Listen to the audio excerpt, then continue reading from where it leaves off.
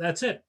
All right, so welcome everybody. I'm Bill Neumann with Group Dentistry Now. Welcome to the Cost of Inconsistency, How DSOs Win with AI. And I'd like to thank Ophir and Pearl for sponsoring this webinar, and also our other guests, Merritt, Dake, and Dr. Roshan Parikh. We just like to call him Dr. Ro.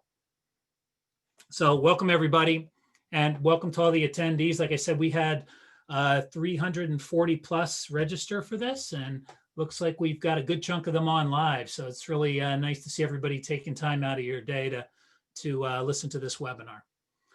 So I'm going to run through this. This is me. I am Bill Neumann with Group Dentistry Now. If you don't subscribe to our newsletter, please do. It's free. We have 9,000 subscribers, and we will send a new e-newsletter out twice a month, and we don't spam you. So it's all great content. That is it for me. We move on. Whoop, we just jumped over Ophir, and he's the sponsor. There you go.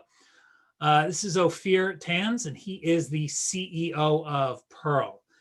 And I will let everybody read his bio when they have time, because all of our esteemed guests have huge bios. So welcome, Ophir. We have Dr. Ro with Walmart Health, or Walmart US. He is the head of dentistry. Ro, you're going to have to explain to me, is it Walmart Health or Walmart US? It's Walmart US. Okay, it's Walmart US. And then we also have the CEO of Rock Dental Brands, Merritt Dake. Welcome, Merritt. And we are going to jump now to a little, we've got Ophir, and he is going to give us a little background on AI, and then we're going to get really right into the Q&A. And I think you're up, Ophir. Great. Thanks, Bill. Thanks for having us. Thanks to everyone for joining, and obviously thanks to Merritt and Ro for lending some of their time as well. So I thought what we would do here is just provide a quick primer on how AI is poised to impact DSOs and also the category generally. This won't be very long. This will be sort of just a quick 5-minute overview, but I think it'll help to level set around the kind of expectations that we should have of AI and sort of what's coming down the pipe. And one of the topics that we're going to be talking about is sort of this notion of consistency. So consistency of analysis, consistency of treatment planning.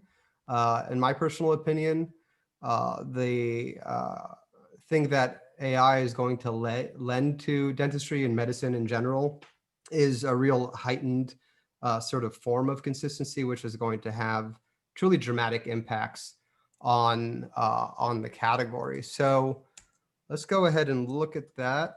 Let's see if I control this. There we go. So the first question we might want to ask is, how inconsistent are we currently? So let's look at some data there. This is actually a study that Pearl ran.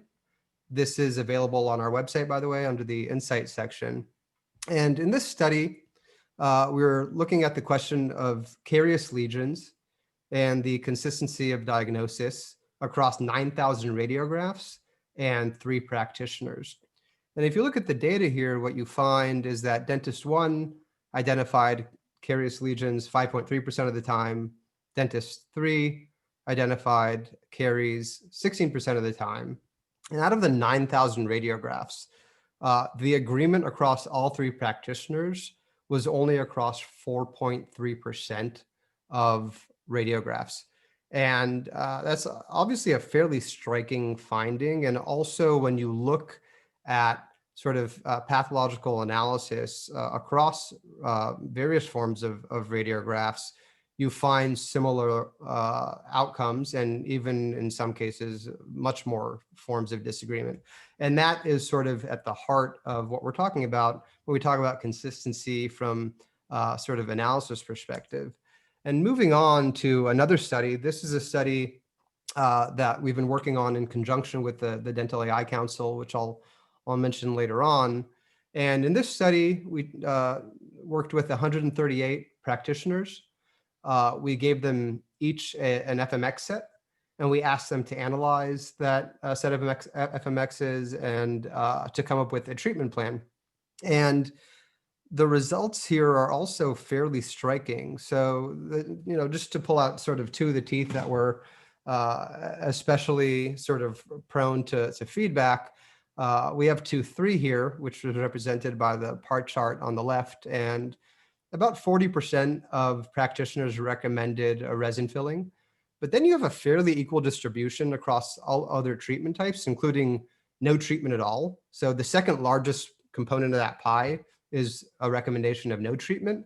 And you could see that it sort of continues across the board. And if you look at tooth 19, you have an even more equal distribution of recommended treatments from these 138 practitioners. So you have a fairly even distribution across 4 different treatment types and a fairly equal distribution across the sort of remaining 4.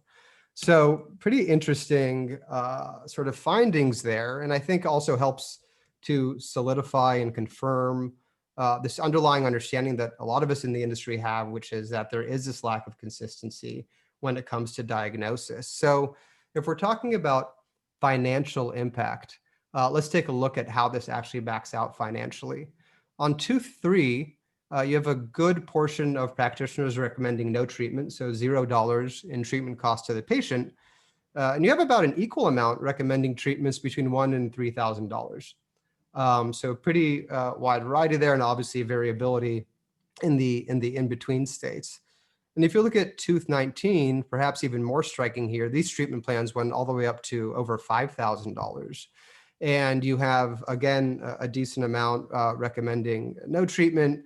You have more than that, but a little more than the folks recommending no treatment, recommending treatments between $2,000 and $5,000, and again, a bunch of variability in the middle, right? And I think that these 2 studies really help to illustrate sort of the core point here and thesis around consistency, which is Bill,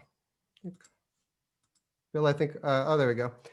Which is sort of these notions of patient trust and patient health. So I think there is a trust issue in dentistry, and on some level, you can't really blame patients, because when you look at the data and you see diagnoses across the board and you see treatment plans across the board, you can't really blame folks for wanting to get a second, third, and fourth opinion.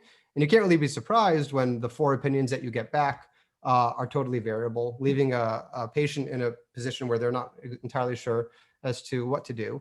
And obviously there's the paramount issue here, which is one of patient health and sort of delivering the appropriate treatments to patients at the appropriate time. And from a DSO perspective, DSOs would really like to deliver very consistent and very sort of accurate treatments. They want to have consistency in their business. They want to have, trust from their patients. And if you're able to sort of solve or largely solve the underlying consistency problem, then it's certainly our belief that that's largely achievable. So if we look at AI and what it could sort of contribute here, it really is, I think, the most impactful possible solution to this question, an issue of consistency. So you have a tool that is sort of trained across millions and millions of radiographs of all types, across thousands of practitioners. It's delivering a certain sort of analysis of a radiograph, say, and that analysis is completely contextual. It is completely transparent. So when you look at the analysis, you understand why it made the decisions that it did. If you disagree with that, you're disagreeing with something very tangible, and you could sort of improve from there. From an accuracy perspective, we didn't show these results in this presentation, but what you find, and again, this is downloadable on our website and elsewhere, if you look at the accuracy of the AI systems versus human practitioners, it routinely beats human practitioners across the board, across all pathologies. And you also have a system that is able to scale and operate at scale. So you can take millions of radiographs, process them in a couple minutes, and have that data to then interface with. So obviously, we're talking about machines here, computers, and they operate very quickly. So when you take this notion of computer vision, and computer vision is really the form of AI that we are talking about. It's a form of AI that at Pearl we specialize in. It's a branch of AI that is focused on teaching computers to see and interpret imagery in much the same way that humans do. And when you marry that analysis with practice data, right, with information from the PMS, you really are arming yourself with a very powerful set of tools that are highly actionable and that you could use to improve your sort of day-to-day service and also your sort of financial outcomes. And we'll talk about that sort of next. So if we look at sort of this question of clinical performance and what happens when you inject AI into that process, you are able to sort of measure and analyze the accuracy of clinicians from a detection and treatment planning perspective. You're able to identify instances of overtreatment and undertreatment. You're able to deploy training tools. We've developed a number of training tools in conjunction with leading dental schools that you could actually deliver to practitioners so that they could continue to sort of improve as it relates to their proficiency in reading radiographs and assigning treatment plans and actually track that performance over time. And we're talking a lot about radiographs, but this obviously applies beyond just X-rays to all forms of imagery. Another thing that we do at Pearl is we focus on intraoral scans. We're able to actually score the quality of preps for restorations and actually provide that information back to DSO management and back to practitioners so we can identify problematic areas, issue the appropriate training, and get folks to be better. It's not that practitioners are not able to get better at these things. They absolutely are, in many cases very, very quickly. It is a question and a function of having a feedback loop that is trustworthy, that is operating at scale so that folks are getting continuous feedback and therefore are able to improve. And that really is largely lacking today. And if we look at the sort of perspective of revenue opportunities, you suddenly have the opportunity here. If you run a DSO of dozens or hundreds of offices, you're able to analyze the entirety of your patient populations at scale, at the pathological level. You could identify and surface sort of missed opportunities and candidate opportunities for a wide array of treatment types. You can automatically organize and update patient data in the PMS. And also you can much better prepare for patient visits. So this could sort of become part of the daily huddle, whereby you're able to sort of plan for what's up for the day or the week and really come prepared to communicate with patients and affect great outcomes. And lastly, the thing I would mention here that will be relevant to at least a subset of you is if you are an acquisitive DSO, this is an incredibly powerful tool. You're able to look at sets of practices, identify, again, patient populations, revenue potential, historical diagnostic proficiency, presence of fraud, waste, and abuse. It really is a way to quantify the value of a set of dental practices in a way that was never before possible. So rather than taking, sample sets of data and analyzing them and having lots and lots of conversations, you can do all of that, of course, but you can also look at the raw data and use that to quantify value. And we think that is really another game-changing sort of capability here.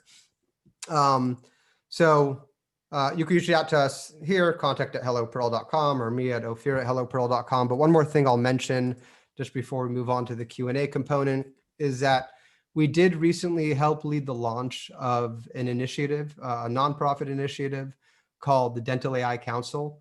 The goal of this organization is to look at sort of independently questions of accuracy, efficacy, different forms of use cases for different constituents in market, and deliver research and also deliver education to the category. AI could be confusing, it could be sort of scary. Its implications are quite profound across the board.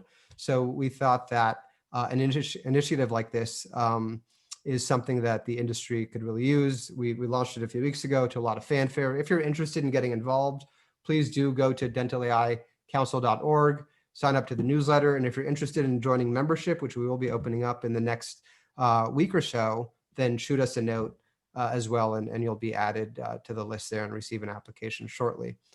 So thanks for that. Great. Yeah, thanks, Ophir. And yeah, check out the Dental AI Council. Their members are already. Dr. Rowe is there, and Merritt's on the.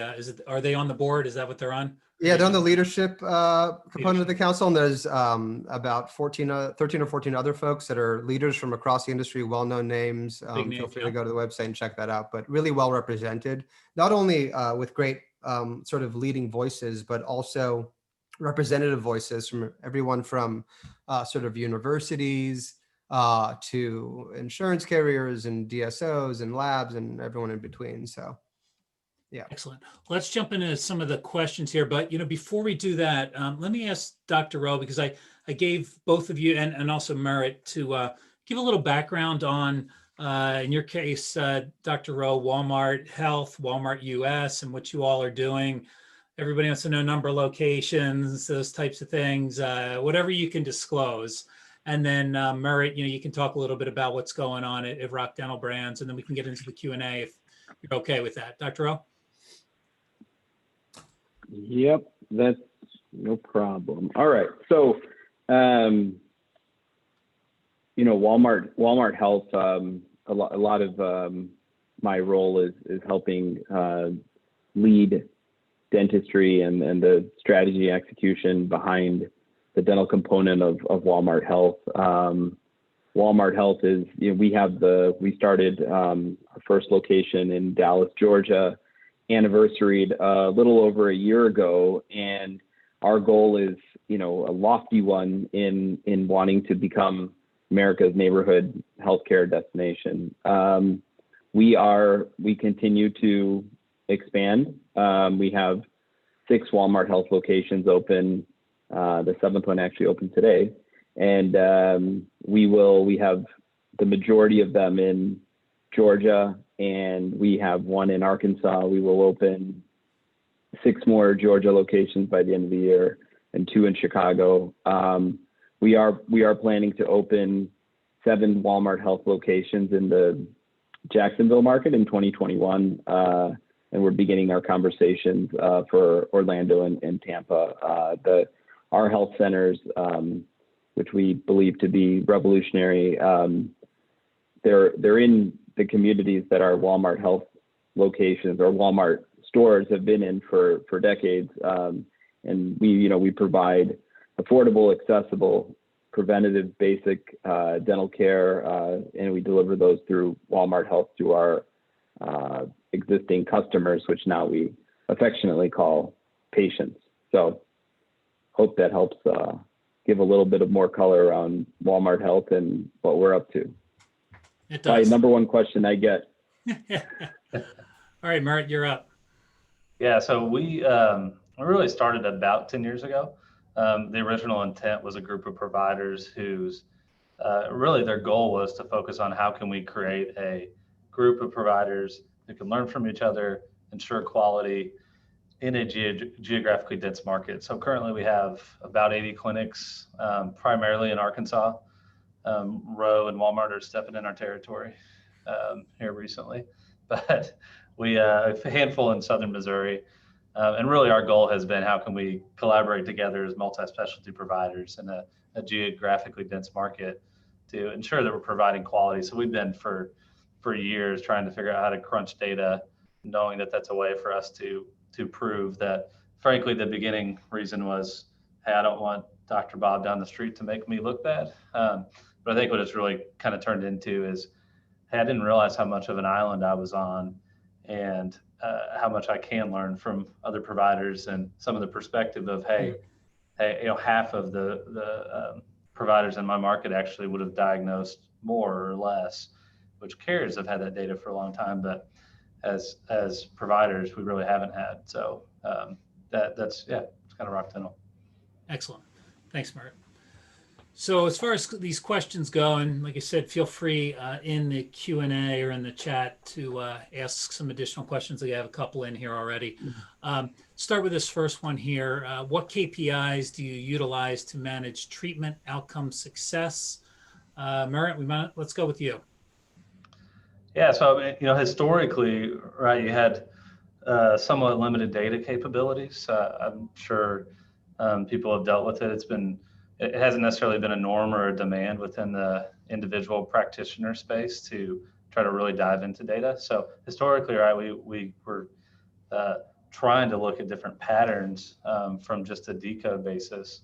But the thing that as we've started leveraging AI within our practices, that one, which I know one of the questions is how easy is it for providers to kind of adhere to this? It's a little bit scary at first for them because it creates somewhat of a vulnerability or a need to be vulnerable when you look at your treatments. But what we're really looking at now is how can you look at production metrics around certain pathologies that are being diagnosed or not diagnosed, and saying, okay, well, we actually see that this provider, say it's a young provider, well, they're actually missing a lot of diagnosis, maybe opportunities, or just generally for a solid clinical quality in treatment.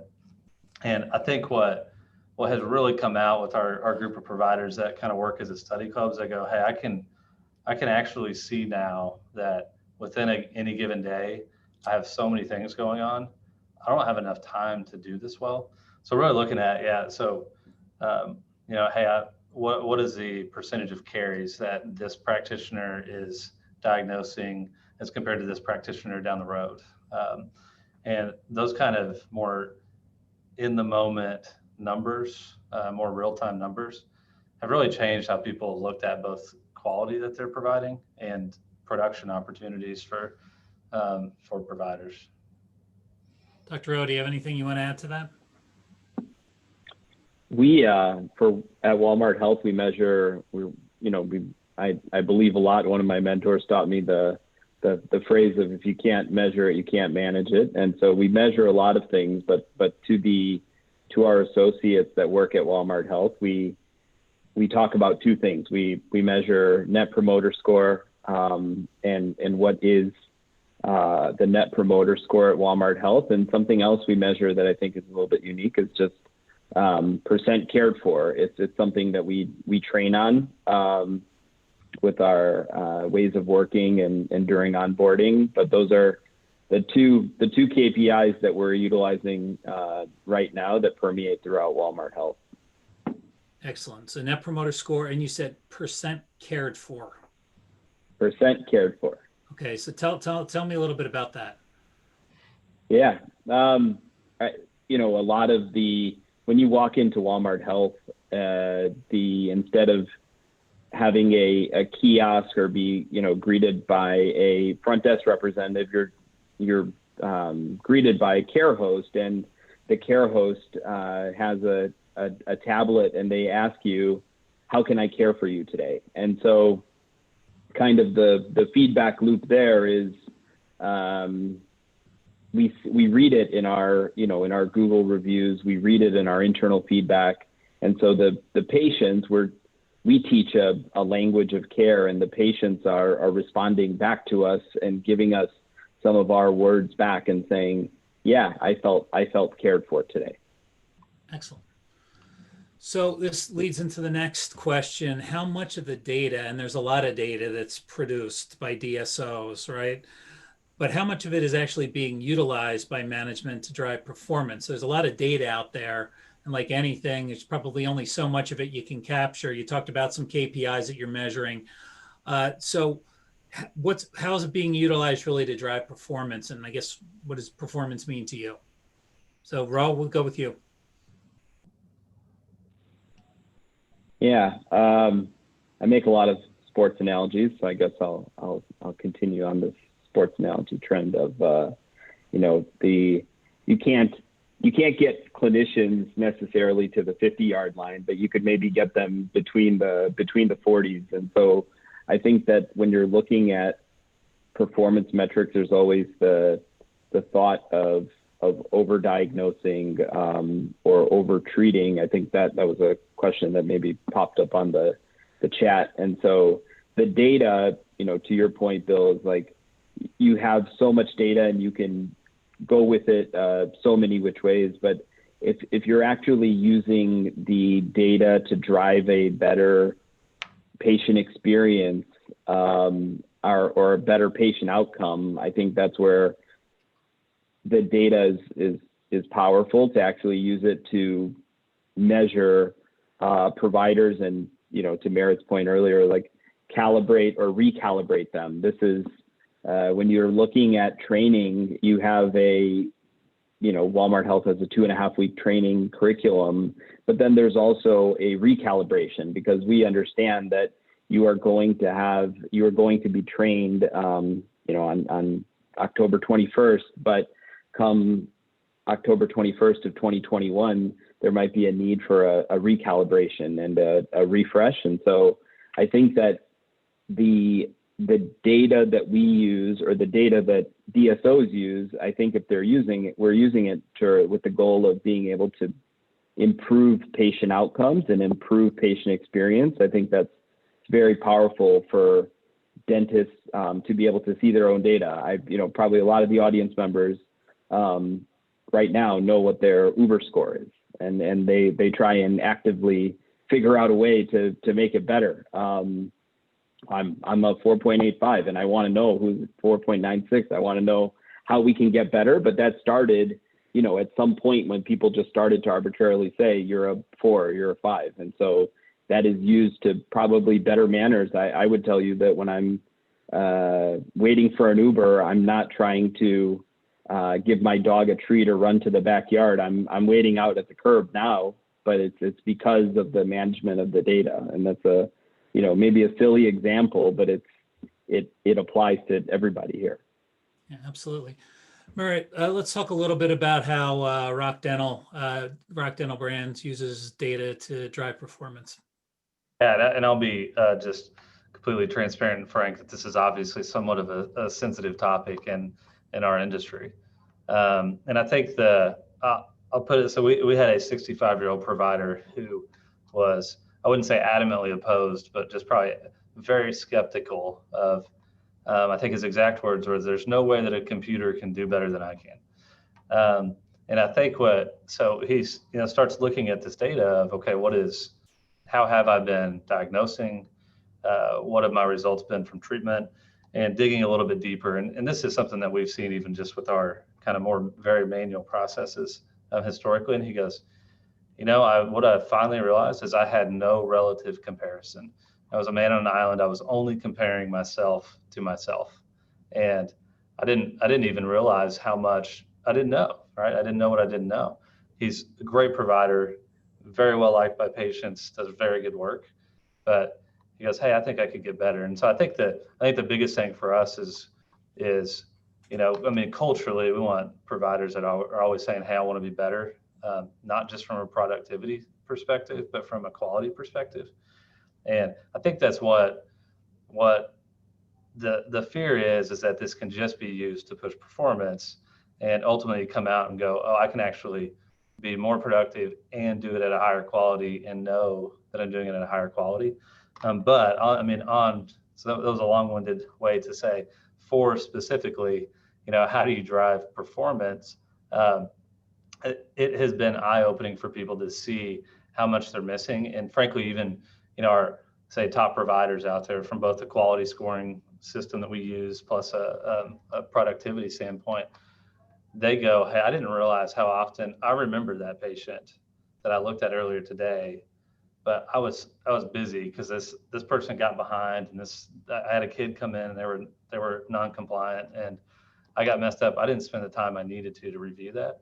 And it's just given a different relative perspective for people to just themselves kind of improve from.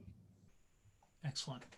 So I'd add in one quick thing, Bill, of Merritt's point of I think sometimes myself as a provider, patients really pull on your heartstrings, and they want to be able to qualitatively give you a story of why maybe they're, not scaling and route planning, or their kids going to college. And for us being providers, I think that also, the course of the busy day, plus all of the stories that providers hear from patients on a daily basis, there's also a human bias that exists for us just being human beings, especially in like the amount of grace that we want to give, especially during this pandemic time, to our patients and their families. You think about, well, I think, maybe this tooth won't crack or something, and this,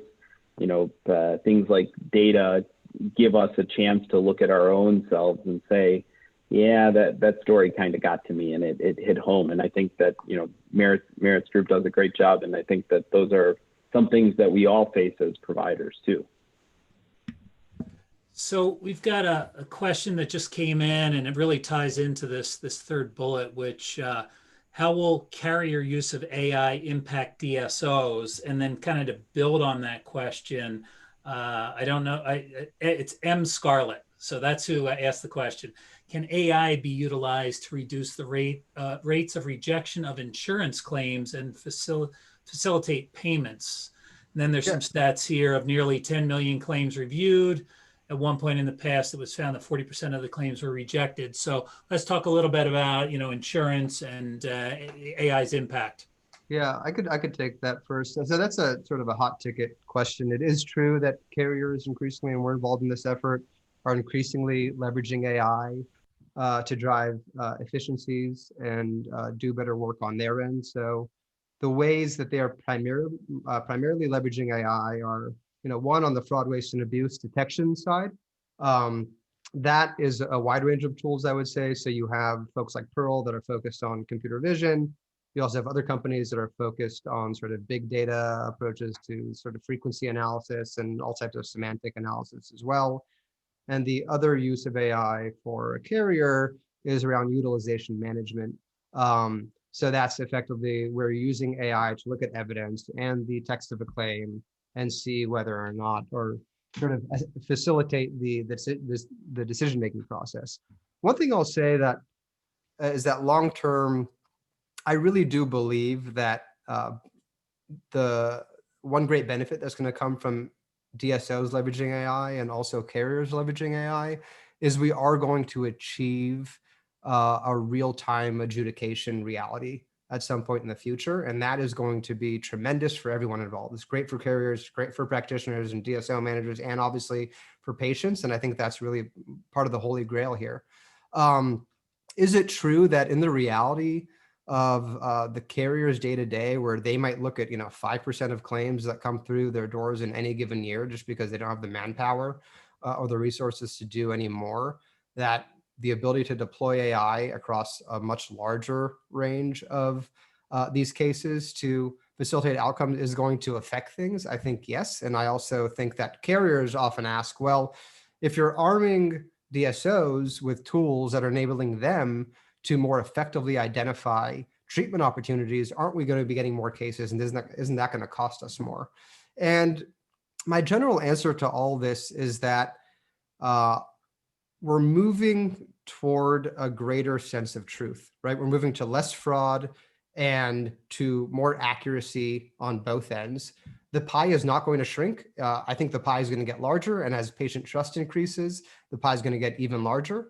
So I do think that there will, be some sort of growth that needs to happen there. But ultimately, you have, again, a very transparent, very contextual tool that anybody can question at any moment in time, but is yielding more accurate results and accurate outcomes, and is also encouraging, practitioners to put the appropriate data in to get their claims approved, and the like. So I do think that it's a really interesting question. Certainly it's all very much underway. Anyone else want to add a little bit here? We have been, because we have such geographic density, we've been working pretty closely with a couple insurance carriers, and one in particular in our state. And Ophir is correct. I think that there's kind of this balance, and I think Kenneth Hunt asked the question about, is it realistic to expect a consistent level of dental health over a broad geographic area? I think what it comes down to is that no, I mean, that's probably impossible. And to Rose's point, there's still a need of that human element in the assessment. I think what AI is here to do, and what over time it can get better and better, and probably within our lifetime we don't see it, but see full automation of dentistry, right? Which is what I think the fear always is with AI in any industry. I think what we will see, though, is, to Ophir's point, a greater, say, standard of care or point of truth for what the standard of care is, and better information for providers to be able to make decisions to say, hey, historically, this is what somebody who's had this diagnosis and these in this geographic area because of, say, a lack of fluoride in their water or fluoride in their water, and then what's happened over time.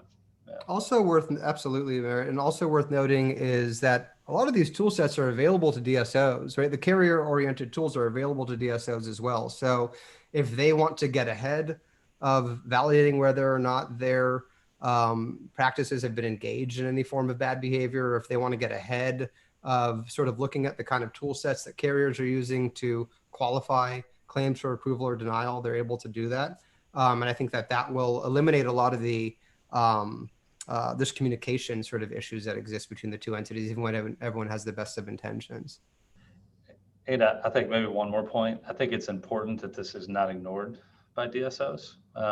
And I mean, one, you can always use the proverbial term of, hey, we have a bigger target on our back, but I think it is, if DSOs are not getting behind it, and really, frankly, practitioners in general, it will be forced on everyone by carriers. It just will. They're already, we already have audits that pop up. People see it. It will be forced. So it's not something to ignore. I will say that. Anything you want to add to that, Ro? No, I think that's well said. Great. So let me pick up here, because actually Merritt touched on this with the second point, which was really about being a sensitive topic around data and using that to drive performance. But let's talk about how AI can really improve the patient experience, whether it's at the point of care or just in general. So, Ro, you want to start with that? Yeah, definitely. I think, a glaring example or an analogy that exists for AI, especially with computer vision, is around the second opinion in dentistry, and it's akin to instant replay in football or now all of professional sports. It was, instant replay or football. It was in the 1940s that the NFL started. It was a hot button topic. It started in '76, and then it took off, and then it didn't really catch a lot of waves, and they wanted more technology. This is like 76, 77. They wanted more technology. They said they needed 12 cameras, and they said, well, since we don't have that, we're not going to do it. So it came back in the mid 80s, but you look at it today, and I think that when you are a fan, if you're a player, I think that there's an analogy between improved patient experience and being a fan, or if you, play fantasy football or something, but just having, to Ophir's point earlier, you have a more believable truth and a better trust for the product that you're getting, which is healthcare or dentistry. I think that those athletes are, probably very similar to what we think of ourselves, or what skill set we have as dental providers. And now, instant replay is so pervasive. It's everywhere, in every mode of sports. I didn't even, honestly, I'm not, after the Cubs won the World Series in 2016, I don't watch baseball a ton. I didn't know it was in baseball. It's everywhere. And it's so I think that there is, to Merritt's point, the patient experience and the rising tide raises all ships. I think it's going to happen. And I think that we should look at it as a benefit. And if I was a patient, if I could bring with the amount of sound and noise that's in this world, if I can get more sound than noise, that's where I want to be. Yeah, I'd also add to that generally a lot of the benefits to patients are going to accrue behind the scenes. They're going to be hidden. They won't know that AI was there doing a lot of this work and helping to sort of elevate the level of consistency and quality of care, but they are the beneficiaries of that. And I would say if we're talking about at the point of care, we have a tool that underpins a lot of our capabilities. It's called Second Opinion. And that tool is able to take any sort of form of radiograph and do pathological analysis on it and sort of other things. And that is currently undergoing sort of FDA regulatory approval, which is required for capability like that sitting in a patient-facing environment. But when that is available to market, what you'll have is a reality where while patients are sitting in the chair, just after their x-rays have been captured, they're going to appear on the monitor with the AI assistance there. And note, again, this is called second opinion, not first opinion. The final sort of buck always stops with the practitioner. But you do have the situation, we've tested this heavily in market, where you have patients where you could explain to them, hey, this is an AI system. It was trained by thousands of practitioners over many years, and it's showing that you have some calculus here and a margin discrepancy here and a small carry and some initial bone loss. And I think having, and I know from feedback that having that additional sort of second opinion sitting there at the point of communication is really impactful and convincing, because you know that this sort of independent third party is sort of verifying some of those findings. And it also really helps practitioners who might miss sort of some small calculus or a small carry sort of ensure that they are actually catching all those elements. Great. Hey, Merritt, this one I think is for you. I know that it's an interesting question. Can you provide more detail on how AI might influence practice sales and acquisition? So, as a DSO, if you're looking at potential practice to acquire, have you used or what do you see as the benefits of really using AI in order to make the best decision whether or not to acquire a practice? Yeah, I think Ophir kind of touched on this. I mean, I think the scale piece of this type of technology is a huge part of it. So, I mean, historically, right, we've done a very manual process that is a data pull and then a subset of certain cases based on the data to try to judge quality, because it is an important thing for us and for many DSOs. And so I think if you look at this, I mean, you can go in and immediately have a view of, every patient from the last 3 years or however long they have their image data to get some type of an idea of risk. So that'd be risk from a quality perspective, that'd be risk from a payback risk perspective. And I mean, it really improves our ability to review that piece, which is frankly a very important piece for us as we're looking at practices. The second thing is that, which I actually think is a big positive for sellers, is that it actually can help kind of assess, say, additional opportunities within the practice that maybe aren't there. And that could be both from a practitioner's comfort level or desire to do certain procedures, or just generally kind of some of the other stuff we've already touched on, which I think can ultimately make a little bit better the argument for, how do I find growth opportunities within these clinics, which is frankly relatively difficult to do in kind of your normal setting of manual data and limited data set. Great. So let me finish up with this last question on this slide, and then maybe because it's right at the 10-minute left mark already, we're gonna have to do a part 2 of this. There are a lot of really good questions. But for now, let's finish out this slide, and then I want to jump into a couple of the questions that came in that look pretty interesting. So let's talk about a learning curve, and I think that's one of the things that can be a little scary when you hear AI and you're like, what is it going to be difficult for the providers to understand, or as a DSO, who's in charge, and how do we learn how to use this to be beneficial for our group? So, Ophir, you want to start with that? Yeah, absolutely. This is a great question. It comes up. I will say that in working with a number of DSOs, every DSO is different, and the way that they want to sort of roll out solutions is very sort of bespoke to them. And there are multiple views here, right? There's sort of a management view. There's a practitioner view, and I would say that from the practitioner view perspective, we're talking about you're pulling up patients, certain types of candidates. You see all the results and recommendations from the practice intelligence software. It's very straightforward to use. There's almost no real learning curve there. Now, we do provide videos and training sessions and all of that, but it's very straightforward.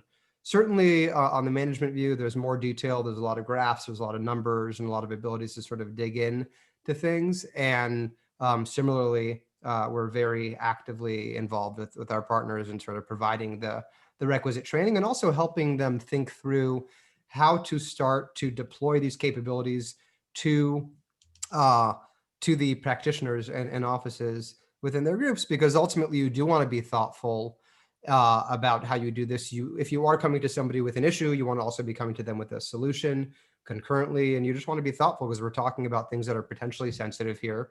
And I think Merritt spoke to this earlier. And our goal, first and foremost, as Pearl, is to provide the factual data, is to provide the information. And we really want DSOs to take ownership of how to sort of utilize that within their sets of practices. And in our experience, they do that very, very, very well. Excellent. Let me jump over here to one of the questions that was just asked, and this is from Tom Sharp. So he says, Ophir, my understanding is that AI often involves a black box kind of model whereby accuracy may be high, but interpretability, explainability tends to be lower. If an area of AI application is sensitive as patient care decisions, how much do you see lowering explainability of the model as an issue to be addressed? Yeah, it's a great question. So I've been talking about in this sort of discussion about AI in this case being totally contextual and transparent. And what I mean by that is if you are showing a certain set of results or recommendations to a practitioner, you're giving them the entire thought process and sort of waterfall model of thinking that leads to a certain conclusion alongside all the evidence that was identified. So from that perspective, there's really this anti-black box. It probably is explaining itself better than a human could consistently over time.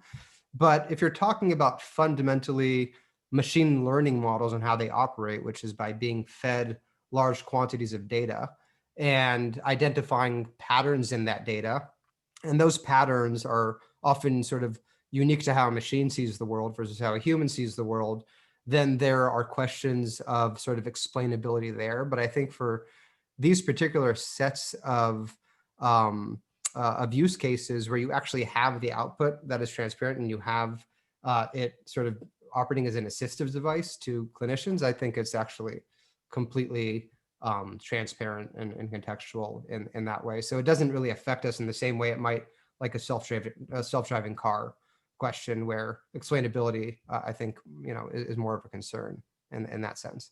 Great.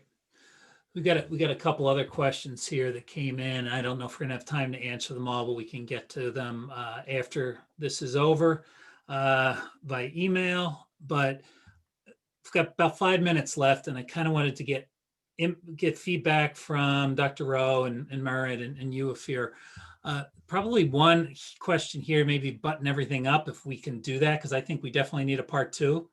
There's some great questions. We've maybe got to about half of them. Where do you see AI making the biggest impact on DSOs or dentistry in general?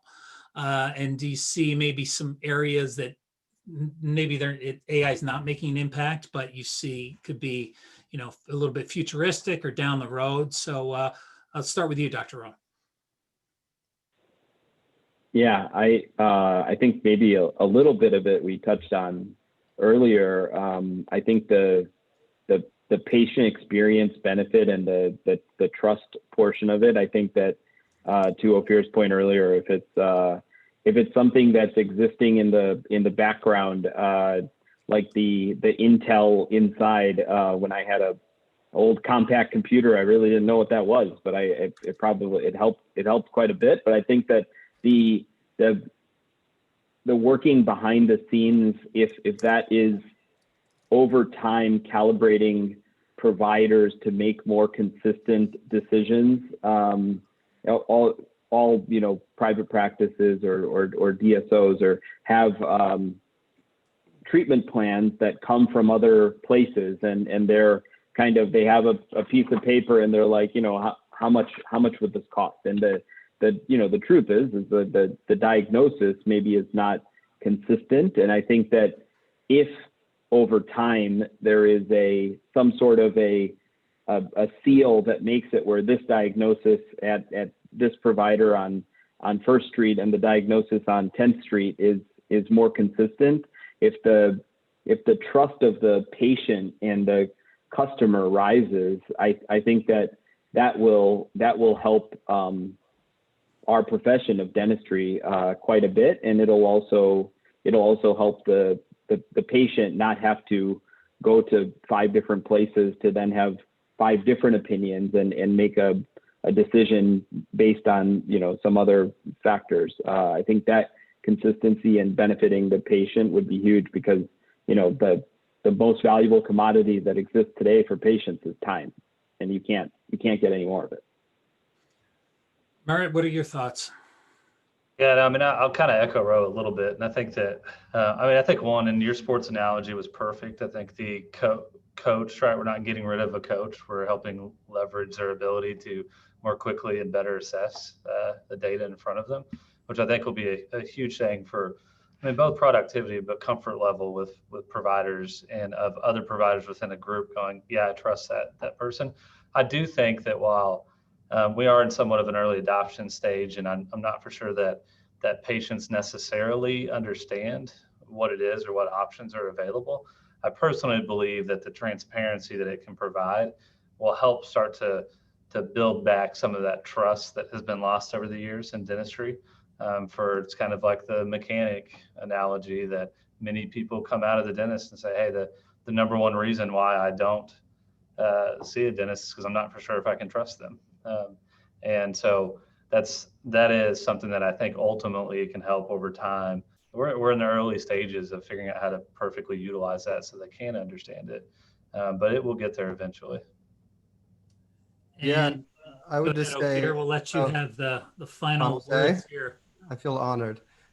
So I would say that the short answer here would be, certainly I've represented this is my point of view already, but from a consistency and accuracy perspective, I think the impact that has on the industry, everything from trust to efficacy to bottom line, just cannot be overstated. I think it really is going to change the face of dentistry for the better in a very fundamental and significant way.